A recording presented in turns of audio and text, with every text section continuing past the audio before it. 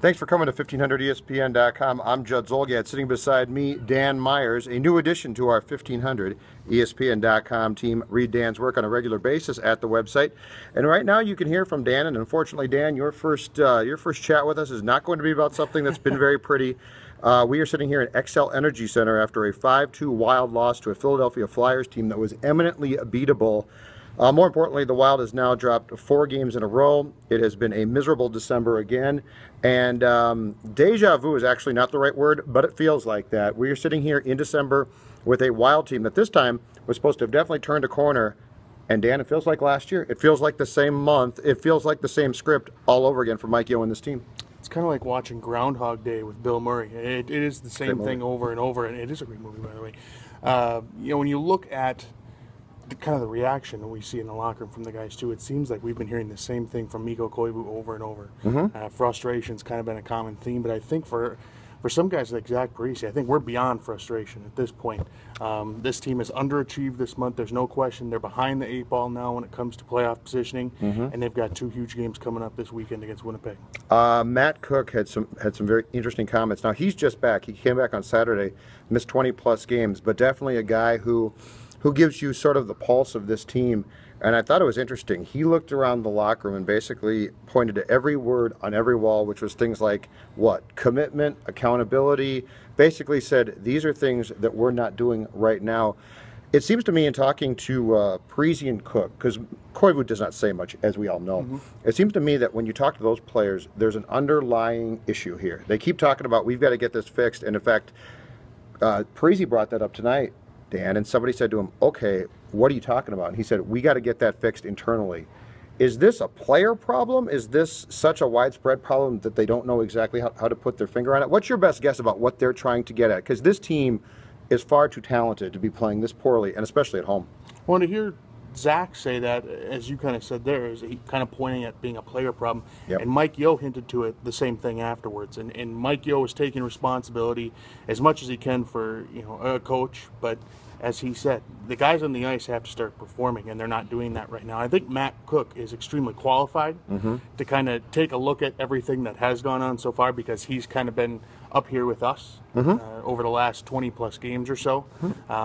And now he's back in it. He's been around. He's won a Stanley Cup. So I think when you listen to a guy like Matt Cook and you listen to the words he says and you try and get a beat off what he thinks is wrong with this team, you can really take into account what he says, because he's been around before. Let's talk about the key guy here. Well, I mean, there's a lot of key problems, but Thomas Vanek tonight. Thomas Vanek, what, 2 weeks ago, 3 weeks ago, 2 weeks ago, I believe, basically went to Yeo and said, make me a top 6 forward. Now, statistically, since that time, I think he has 6 points, 3 goals, I believe. So it's not been a total disaster. But in the third period tonight, he came out and he was taken off the top line. He was put on the third line, I believe, again. When I watch Vanek play, it just strikes me, and I might be completely wrong about this, but I've talked about this time and time again on air. Effort level is not there. I don't know if something's wrong or what exactly is going on here. But this isn't a guy who you watch him shift after shift, especially from the press box here. This isn't a guy who you see, oh, it's just about there. This is a guy who it's not close to being there. I don't know if he's hurt and they're hiding it, which I would doubt, because I don't think you're on the first line if that's the case. But this has gotten to be, I think it's gone from being a frustrating thing for people to being a pure head scratcher and something that's going to be, I don't know if you scratch him eventually or what, which I've said I would do, but they're not going to do it. With Vanek, it's not so much the highlights that you see every now and then. He'll make a nice pass. He scored a big goal for this team the other night. It's more the stuff that you see in between the rare highlights. It's the stuff you don't shots. Right. It's the stuff you don't see on TV. If you're watching a game on TV, you don't see what you see from the arena, which is just away from the play or pucks at his skates. Bad turnovers. Yeah. That's no effort level. He loses battles along the walls. Yep. He's doing a lot of things right now that probably deserve to get him up here. He's making over $6 million, so it's going to be a tough move for the coach to make. But I think you're right. You've kind of been beating on this drum here now on your show here for about the last week or two. Is what's left for him to do? They've had him in a third line role. They've had him on the fourth line for a couple of games, and he asked the coach. He challenged him, basically, and said, put me in this top-line role. the production has improved slightly, but we haven't really seen anything away from the puck that would indicate that he's improving at all.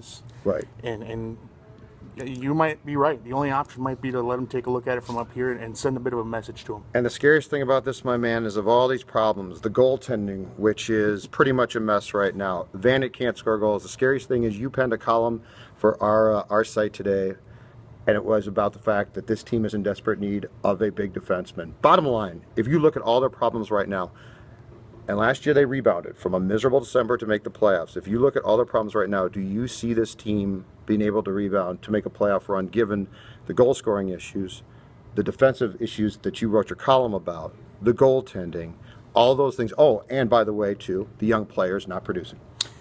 To me, if they're going to turn this season around, it's going to come down to it's not going to come down to, I should say, guys like Jason Pominville, who has been underwhelming this year.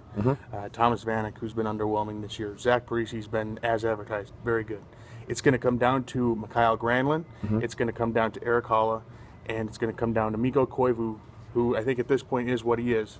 But they need better production up the middle on this team. Right now, you're saying earlier, they don't have a first-line center. They don't have a second-line center. They got a bunch of third- and fourth-line centers. Yep. And if this thing's going to turn around, I think it's going to start with guys like Granlund and Holla picking up their play and improving and turning into the guys that I think a lot of people thought they were going to be this season. Thank you, sir. He is Dan Myers. Check out his stuff. He's joined our staff here to write wild hockey columns, 1500ESPN.com. I'm Judd Zulgad. Thanks for coming to the website. Have a great holiday, everybody. Merry Christmas.